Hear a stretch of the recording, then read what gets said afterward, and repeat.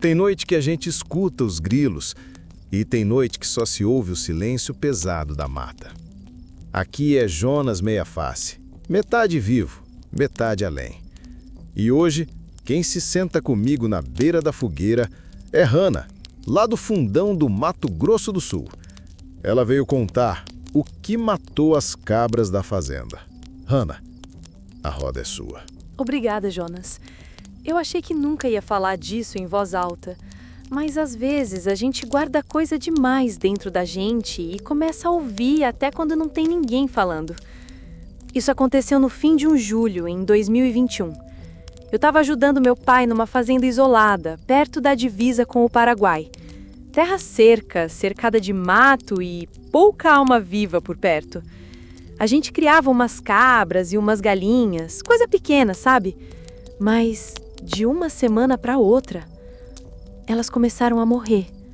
Morrer não, ser esvaziadas. Esvaziadas? Como assim, Hannah? A primeira cabra apareceu caída, sem sangue nenhum, o corpo intacto, sem mordida, sem rastro de bicho. Só 2 furos finos no pescoço. A segunda foi igual. E a terceira eu vi. Eu juro por Deus, Jonas, eu vi. A noite estava escura, sem lua, sem nada. Eu estava saindo para ver porque os cachorros não paravam de rosnar para o pasto. E aí eu vi.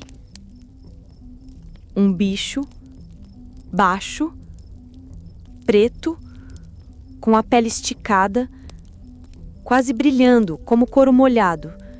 Tinha um rabo comprido e 2 olhos vermelhos que pareciam saber que eu estava ali olhando.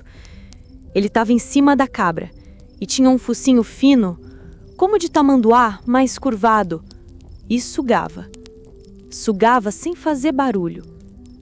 Quando me viu, ele não correu.